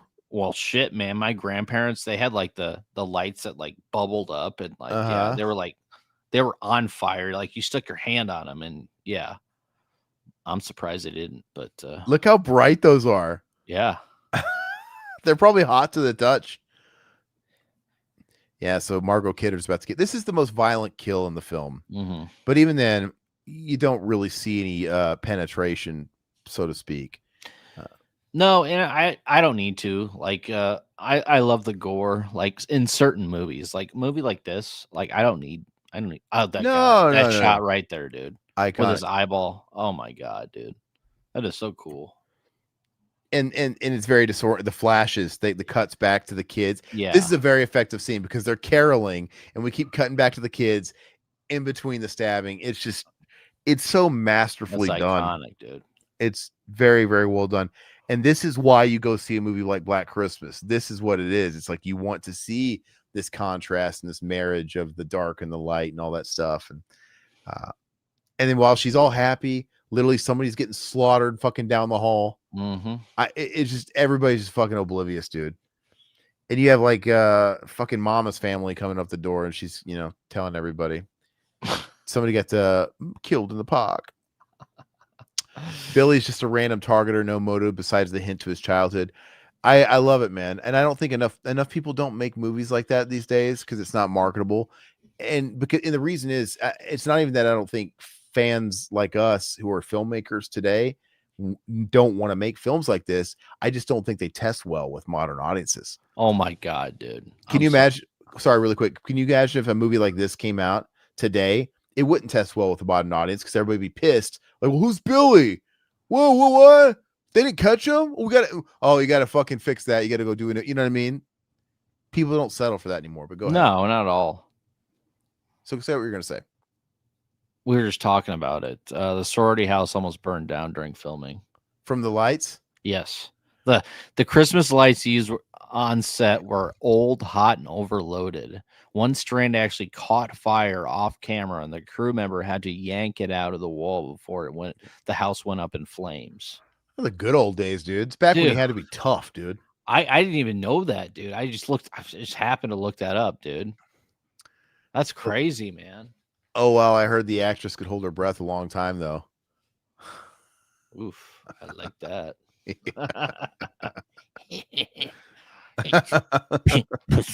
I got to start cutting out some of these audio bites and put them in our sound. Yeah. Oh, I like that. Oh, I got no. The one I'm going to cut out is I'd fight a chimp. What'd you say? What was the bumper sticker? The monkey thing? I'd choke a chimp or something like that. I'd box a chimp. I don't remember what it was. It was funnier and shit. Choke out a chimp. I don't remember, dude. Thank you for explaining the voice samples. Okay. I think Bob Clark was a producer on the remake in the early 2000s, and he said he liked where he was going before he sadly died, where it was going. But just, I am intrigued after visiting this one again. I am intrigued to go back and watch the 06. I kind of am. Actually, you know what? I'm kind of wondering if we should also do that this month. I was thinking about that too. It's kind of fun. So we're doing nothing but Christmas stuff this month. And what I would like to do, I think it's kind of cool to every Friday this month to do a commentary, and maybe we should do the Black Christmas 06. Well, we'll leave it up to the audience. I mean, if I kind of want to watch it again. Yeah, it's available. I mean, I did find it, so it's probably like on Tubi or something, right? An archive or Tubi or something. Yeah, it would just be really cool to watch it with this so fresh in mind, and I can really like A/B it. Yeah. So yeah, we'll see. I didn't like the ending with Billy and them explaining it more and showing more of Billy and that's where Bob Clark probably fell off the radar there. He died, and it's like, okay, now let's get to work. Yeah. Now that guy's whole backstory about that guy's fucking dead. Let's explain this shit. Yeah. The Haunting is a great movie where you never actually see the monster. The Haunting's great. The Haunting's awesome. I love horror conventions, Noah says. Yeah, man. Yeah. What are some of your favorite conventions? So they're a lot of fun. I just I'd rather talk to people. I love hearing the stories. I just never quite understood the 8x10 thing. But the last one Todd and I went to, I did get a couple. And I do like them on my wall. I have my Lance Henriksen. And I'm like, you know what? I'm going to get a Lance. Because I love Lance. What are we going to this year? We're probably going to Mad Monster. And then we're probably going to Living Dead Weekend, which will be the last one. Living Dead Weekend and Mad Monster in Arizona, because I'm in the Phoenix area. And we got Days of the Dead Phoenix chapter here. We got Mad Monster chapter here. A couple of smaller ones. And, we obviously have like the Game On Expo for like video games. That's like one of the bigger game conventions. So we're eating good with that stuff out here. But I do love it. I love going there. I like being around the people. Like I said, I love the vendors. I love just seeing all the stuff. That's usually just way better than the guests, in my opinion. Oh, I agree. I like just talking to people. Absolutely. But I also like the people watching. Like, even if I don't want to get autographs, I love walking around those cons with Todd and just like, hey, looking at the guys. Like, oh, there's fucking Jaws from Moonraker. Well, like, the whole thing is, one of the reasons why we started this is because people around me, at least, I mean, there's not a whole lot of horror fans here. Like, like I have to really seek them out to actually find like-minded people, and that's why I love this platform, and I love, you know, hanging out with Aaron and you guys and actually talking about horror flicks, because it's like it's of course a niche audience, and I mean, this is the only people I really talk to. So it's, man, it's a great community, and stick Niche, around. but thanks to the internet, it's not. It feels bigger. Yes, You know, absolutely. everybody connects so much more. That goes for all kinds of other radical, terrible groups out there of people. Sure. Everybody connects really well now, but when we were younger, it really was a lot more niche. You know, Hmm. you would think it would have been harder to find those connections, but not really, because we all congregated at school. So, Yes, yes. but can you imagine? Let's make it fair. If we were like 40-year-olds in 1996, it might have been harder than it is today, because the problem is we're just old. Like I just don't go out and make new friends. Well, And if I, even in the year 2000, when we were walking around high school wearing zombie shirts and stuff like that, it's like we were kind of like nobody really gave a shit. Like there's very like maybe 2 or 3 people actually knew what the hell it was, you yeah, know. So it's pretty niche back then too. I have to get lucky as far as, you know, like the friends I make are different these days. Like it's just, I make wife friends, couples friends, and you know, you get a couple of work friends, right? Now, I haven't gotten lucky in any of those people who's happen to be in the same shit I am too. Like I would, like if one of my wife's friends and their husbands was like into all the same, I'd be like, holy shit. Yeah, Oh yeah, yeah, yeah, yeah. but it just, I haven't gotten Ne- lucky. Art. no, My yeah, my good you buddy, won't. out here that you know, he's in the film. He's in the film I did, which by the way, if you guys want to aware, I have an independent film I produced, directed, and wrote on my personal channel. It's great. Great guy, but we're not into horror. You know, he's not. I have to get lucky. It's just I don't have another Todd. Mm. And I tell you what, if I had like another Todd and he lived locally, oh, he'd be joining the fold somehow. We're gonna be doing a lot. You know, it'd be great. I've been trying, man. I've been trying to move down to Phoenix. Oh, that wasn't a jab at that, but I'm just saying, like, No, no, if we I had got it. localized in both of our areas, like, ooh, we could probably do some more damage. You know what I mean? Hmm. But yeah, just the net's not cast out as wide these days. The older you get, we're all bogged down with families and responsibilities. But I'm not complaining, because I'm glad that we have this. Like Todd said, we could. Wednesday and Fridays live. We're here, so Yeah, she turned down an interview. Who? Margot Kidder. yes, Margaret Kidder. Margot Kidder. She was not in a state to really do any, to be No, she fair. was in a good place. And we discovered that throughout the weekend, because we asked her at the beginning or whatever. But throughout the weekend, yeah, she was very nice, but I feel like any kind of on-screen interview with her would have came off as exploitative. You know what I mean? Yeah, So it's and her probably good. handler kind of gave us some. Yeah, She was on it though. yeah, yeah. Let's see. The 06 remake was good. The 2019 remake was shit. Yeah. But watch. In the year 2049, people are going to love that 2019 remake. It's just Ugh. like the 06. I'm telling you. Oh yeah, no, Nobody I liked agree. the 06 remake. Yeah, Now everybody's got an affinity for these yeah. remakes 20 years ago. It takes about 20 years, dude, and everything comes back. Glam metal died. 20 years later, Rocklahoma came out, and there's a huge resurgence of TCM guys. remakes. We kind of talked But about I'm that like, during that. look, Yeah, back when like Rocklahoma and shit like that came out, and it was guys that are our age now, back 20 years ago, that were reliving their high school days. And then it kind of had a resurgence. Guess what? Limp Bizkit new metal was big when we were in high school. 20 years. Now it's like we're 40s.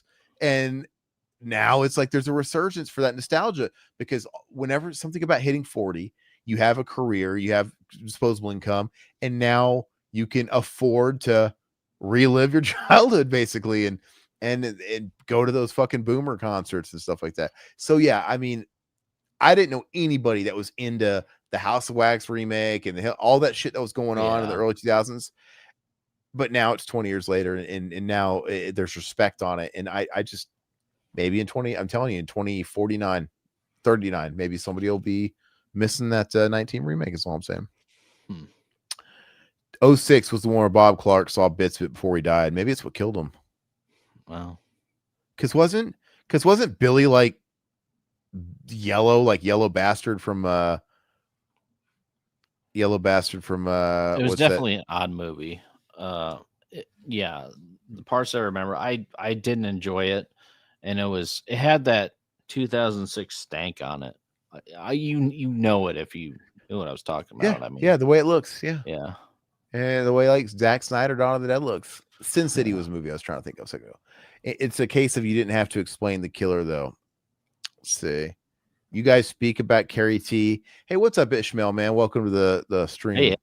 Yeah, we did a homage to Carrie Tagawa early in R.I.P. at the start of the stream. Yeah, man. R.I.P. Very, very sad about that, man. We all go a little mad sometimes. Mm, Anthony Perkins. yes. Brilliant. And Billy Loomis. Yeah, there you go. Yeah, it's the same thing.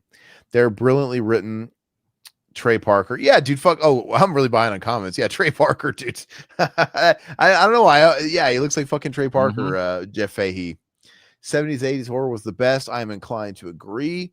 And Yes. Anne Marie, the 70s movies rocked. I just finished rewatching The Towering Inferno and The Poseidon Adventure. Hell yeah. Oh yeah. Those are some dad movies if I ever heard them. I Poseidon Adventure? And I love Italian Inferno as well. So yeah, those are great. Those are like quintessential dad movies, dude. Yeah. You should throw in Escape from Alcatraz. Yes. Escape from Alcatraz is good too. Yeah. Great movie. Great movie. Little Robert Redford. Yeah. Every sperm is sacred. That's true. Mutineer. Nice. Your secret is safe with me. Oh, that Todd Bite moonlights as a filthy, dirty podcaster from his basement, dude. I already told James what I'm about. So well, Todd used to have a little bit more shame, but now we're both in this situation where like go for broke or 40 or whatever. Who gives a fuck? What are our wives gonna leave us? Our kids are gonna like divorce us and like what do we got to lose? Who we got to impress? My kids want to watch my YouTube channel. I'm like, nah, you're not. When are you gonna let them? When they turn 18. Or if I clean up my act.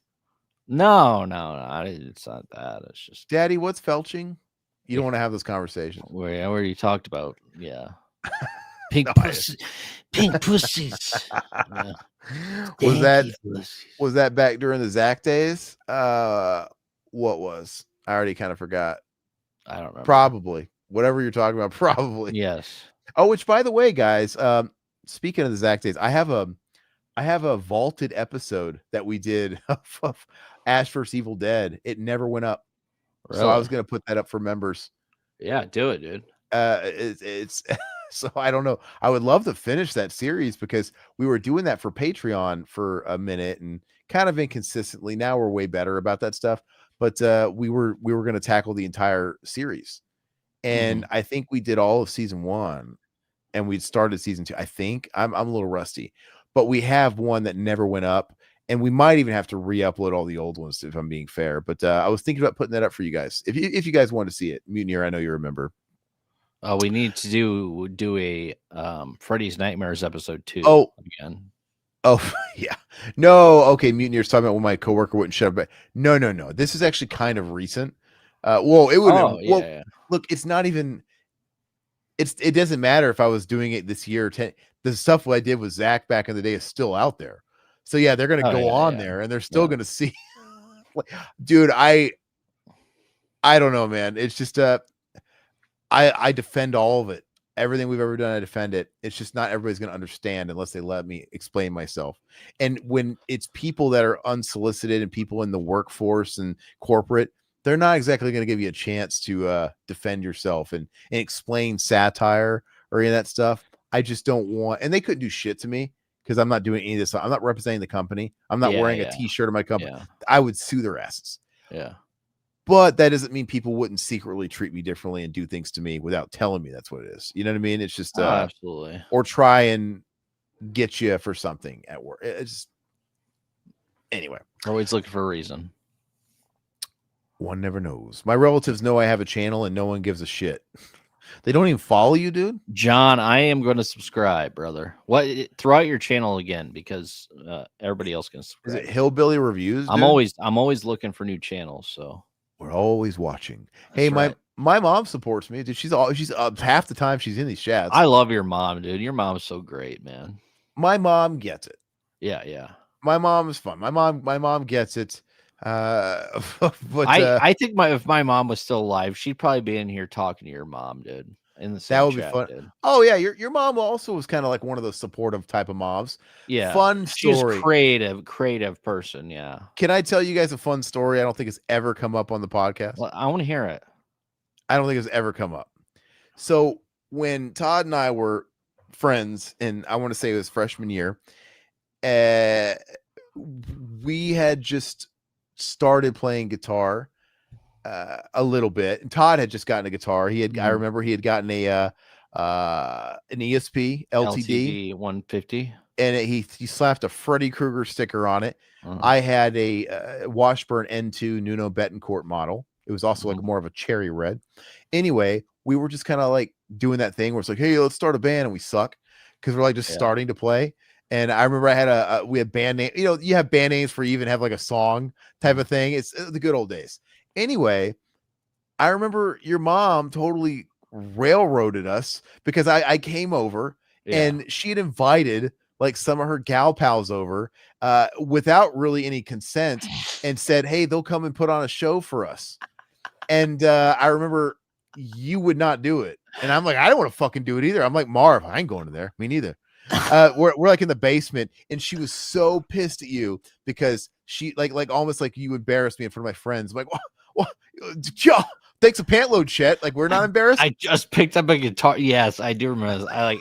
I just picked up a guitar like a week prior. It's like she wants us to put on like some sort of show for her. I'm like, Yeah, it's like, what? This is humiliating.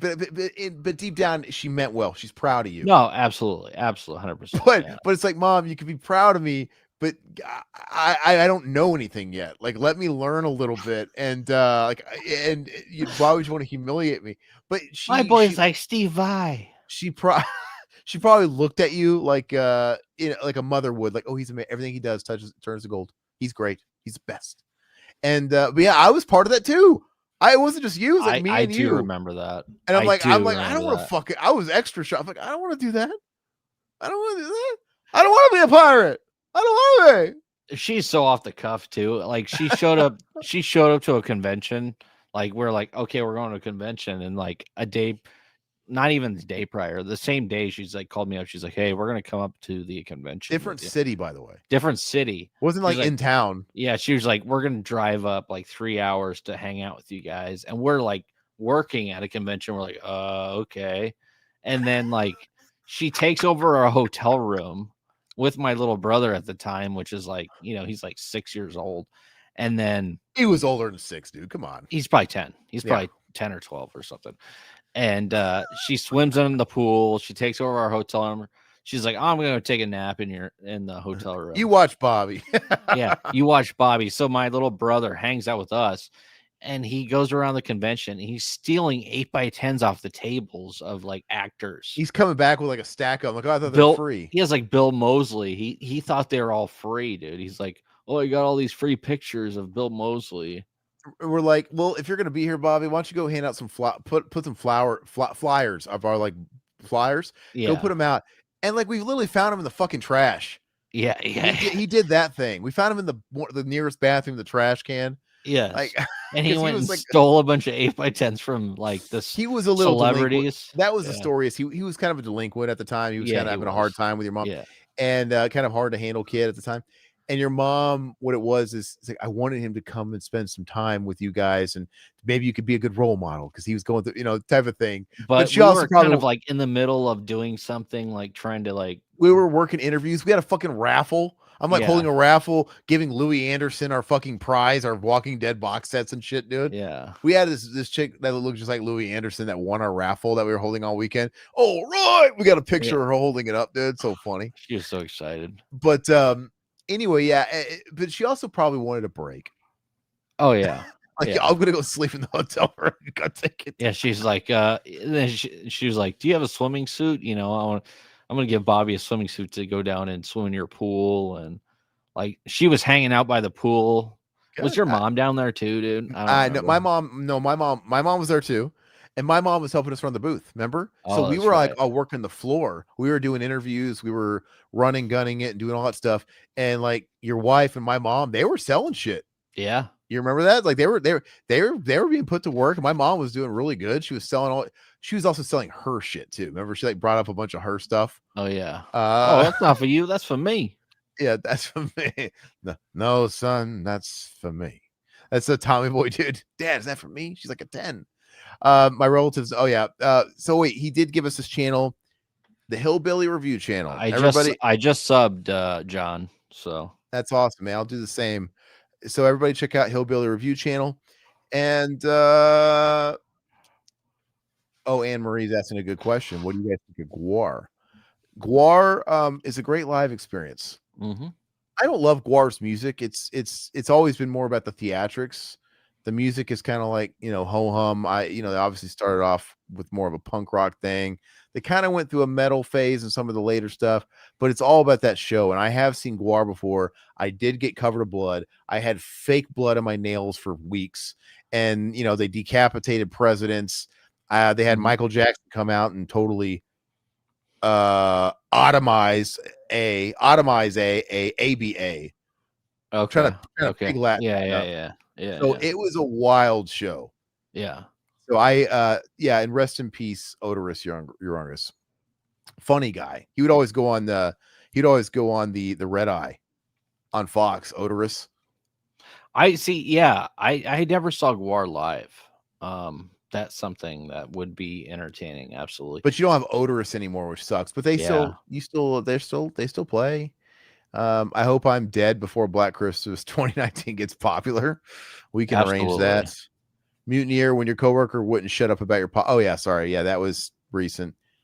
Yep. Okay, so we're at this movie just flew by. Sorry, Jeez Louise. guys. We. So we're in the cellar now, and Yeah. this is where she's evading the killer or the killer somewhere, but now her boyfriend's going to show up at the window. Mhm. And obviously the way the whole movie is positioned is to make you think, oh my gosh, he's the It's killer. the boyfriend. Which, to be fair, like I said, there's an argument to be made that he is on it Sure. somehow, Sure. because they never really tell you, and he does come off really sus.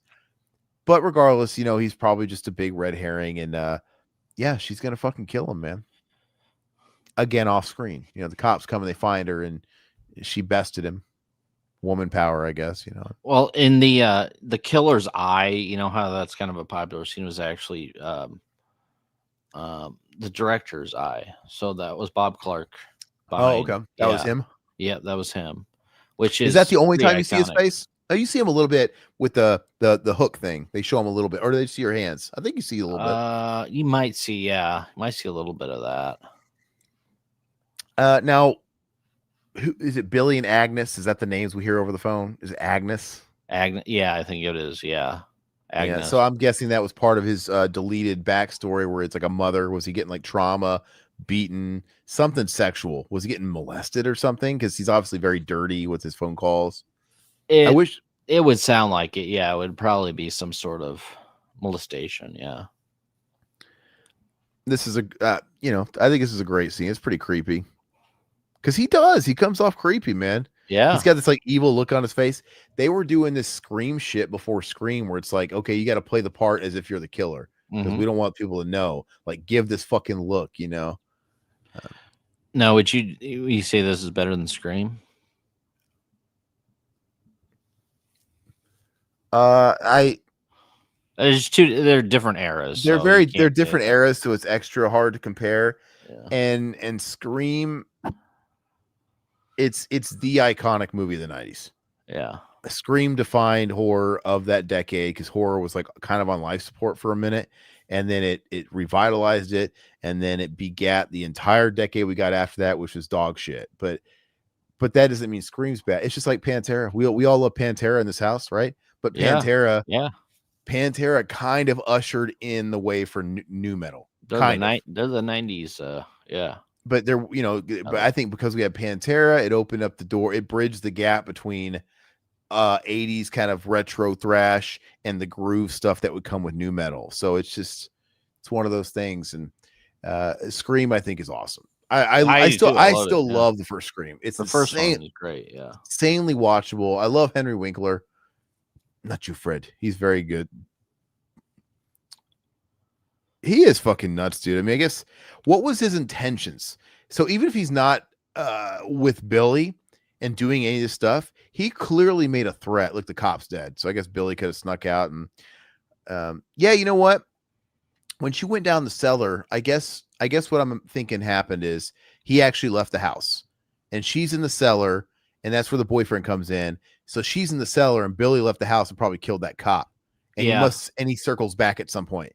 He somehow gets back around to all these cops and gets back in the attic, which that doesn't make sense. That almost makes it seem like he never left, because how would he? I don't know about that. You know what I mean? Like, how would he get if they're like perimeter, locking the place down? And I don't know, maybe Yeah, not. he's pretty slick when it comes to this house at this point. It seems like he knows his ways around this Who house. would win in a fight, Billy or Roach from People Under the Stairs? Oh God, Because Roach was a guy that lived in the walls too. God, it had to be Roach, dude. Roach had no tongue, dude. You live in the walls, dude. It's completely different than living in the Roach fucking attic in the cellar, dude. Roach has no power because he can't lick those pink tight pussies. He has no tongue, dude. That's true. And he was played by the beefy ravioli guy. Beefy. Remember in the 90s, dude? Oh yeah. So yeah, okay. They found her. She had killed her boyfriend, who we assume was the killer at this point. And yeah, they've kind of got her sedated and they're just gonna leave her here. And this is honestly one of the coolest endings, even though it kind of pisses you off. It probably would piss off half the people, like, oh, what?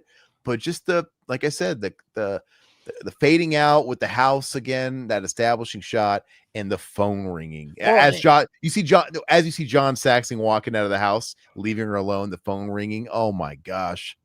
Well, and that's what's great about this film. I mean, I love the ending when it's not a happy ending. It's like leaves it up to interpretation of what the hell actually happens to her, but you kind of know in the back of your mind what happens to her. Yeah, but they don't actually come out and show it, which is nice. Mutineer, don't they just assume the boyfriend did it? Maybe they just don't look.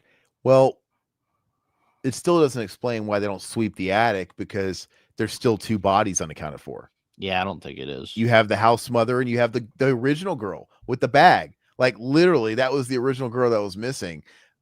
So eventually, but I guess they could still say the boyfriend did it unless they find Billy up there. But if Billy's like gone, they'll be like, yeah, it was the boyfriend. Oh yeah, they should have made Black Christmas Part 2. Yeah, that's all right. Man, she looks really good there. She's really attractive, man. Did she yeah, it's too bad she should have been even bigger. Well, but, what was she in this movie? She's in her 20s, or I have to look. Oh, she might have been maybe early 20s. Maybe is it possible? I don't. She was. When was Romeo and Juliet? Because she was a young teen, I think like 14 or something like that. She could be either like around 20. She was like 24. Yeah, 23 in this. Okay, so yeah, I mean, it's all that subtext of literally leaving her vulnerable. Okay, I get it. Even if you fucking think the house is swept, why would you leave her in the house? I don't know. Don't you think they would take her to the hospital to get evaluated? They would have someone come there and do the fucking thing in her eyes. Yep, okay, she's sedated. They would still take her away. Like they would take her away. 70s, it's like, I don't know. Who knows? Rub some dirt on it, you'll be fine. That's right. But this is it. This whole last shot and everything makes the movie. It's creepy, dude. The fact that it's kind of like Halloween, right? Where the boogeyman's still out there. It is. Mm-hmm. Billy is still. Look, they're literally leaving her in the house with a bloody bed. She's like fucking 10 feet away from them. Yeah, that's a little. Makes no sense. Like they would yellow tape the whole place, including her. Like, you cannot come here. It's a crime scene. You know what I mean? Oh, they show the reflection of the Christmas lights. That's cool. I forgot. Oh, it's very cool. Yeah. You know what I'm seeing though? Like she should not even be there. It should be yellow taped off. It makes no sense. But very, very, very creepy. And once again, I didn't even think about it, but are we through the vantage point of Billy or no? I don't think so. No. Yeah, because from where the angle we're at, where we started. Yeah. What would you give this film? What would you rate this film? At least an 8 out of 10. if not more. But I don't like I said, I just saw it. I don't like to rush into any rating because, like I said, I get high on something if I really liked it. So usually my default is if I'm really high on it, it's an 8 and I let it grow from there. But is at least an 8. It could be a 9 for sure. I give it a 9. I think Yeah, it's really good. There's not a whole lot of difference between I love this dude, this slow panning into the attic again. It's so creepy. Oh yeah. And they were gonna hear the phone, right?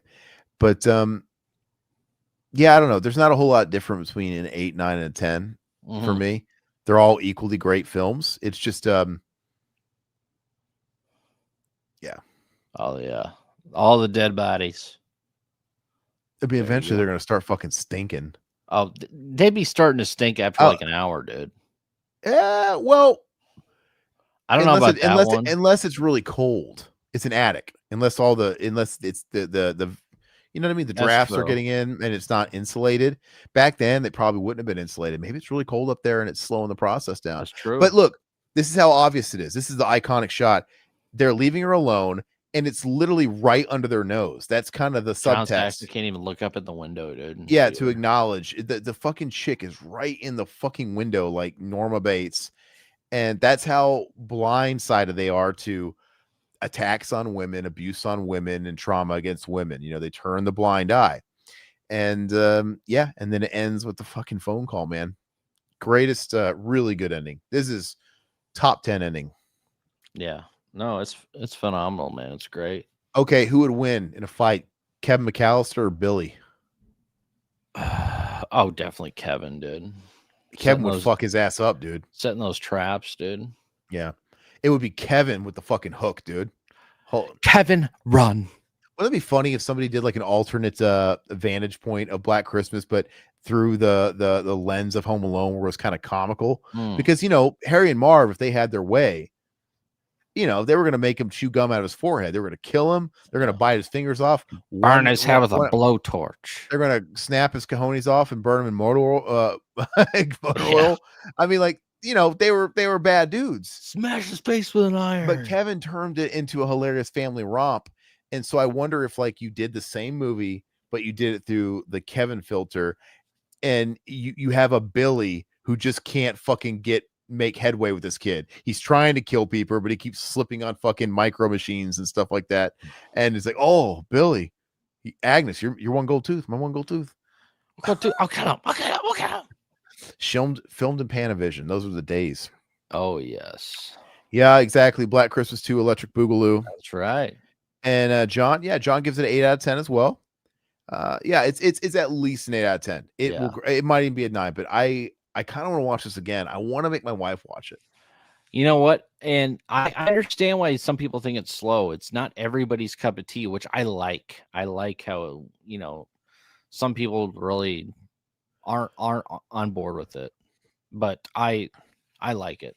But it holds up. If you got, spoiler alert, where did it fall in our holiday horror tier list? It is in, at least our opinion, it was in the S tier. It's top just, G. It's absolute Kino Supremo, amazing. So let us know what you guys want us to do for the remainder of the month. We have ideas, but I would like to do commentaries every Friday. I think 06 Black Christmas is a contender. You guys are gonna have to let us know in the comments, and let us know what else we got. We're gonna keep it horror. We'll put a poll up too. Yeah, we'll put a poll up. But again, guys, don't forget to subscribe if you dug what you saw. And if you guys are new, please subscribe and check out the many years of content that we have. Tons and tons of commentaries, tons and tons of podcasts, tons of interviews. We've got something for everybody. And if you guys want to support us any extra, we do have a membership and a Patreon. Price of a cup of black coffee, $2.99. It goes a lot to support us. And you also get more of us. You also get members only commentaries once a month, plus other videos. Like I said, what we started having to do is all the pre-game chat stuff and these streams that we do live every Wednesday and Friday, they don't make it the post show. They get cut and then they go up for members only, just because for everybody watching after the fact, we got to get right to the commentary. We got to get right to the rankings and all that crap. So with that said, all that beautiful stuff's going to end up in the members. And I think that's it. Is there anything else I'm forgetting, Todd? No, thanks for everybody for watching. It's been a great episode, man. I had a lot of fun Christmas rewatching this. Evil is a contender, Mutineer. We should think That about Christmas. okay. We'll have to put a poll out there. I'm actually really curious. Yeah. And thank you so much for joining us, Anne Marie. It was a pleasure having you as well. Don't forget to subscribe. Don't quit. Inside and Better Watch Out. I tell Todd he needs to watch Better Watch Out. It's a lot of fun. We need to rewatch that. I haven't seen that since like 2007 when it came out. So that's Better Watch Out is a fun movie. It's a recent modern movie, and it's just a good time. It's neat. So rated R, Home Alone, basically. All right, guys, and thank you so much, James. Popcorn Ori. James, thanks for joining us, brother. We'll see you soon. And everybody I missed, Satan, you were in the chat earlier. Ishmael, you were in the chat. We got Wild Wrangler. We got Blaine. My goodness, I didn't even see you, Blaine. I'm sorry, bro.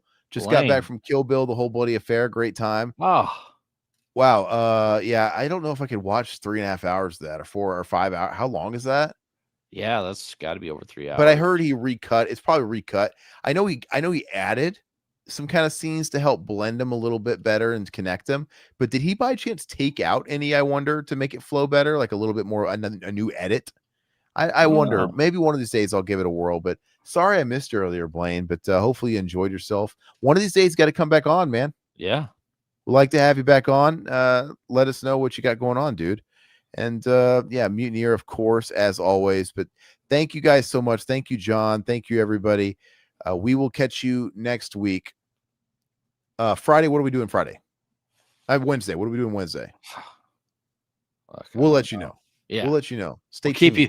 Yeah. Same bat channel, same bat time. 8:30 Central Time Wednesdays, 10 p.m. Fridays. Always Central Time. Adios. Bye-bye.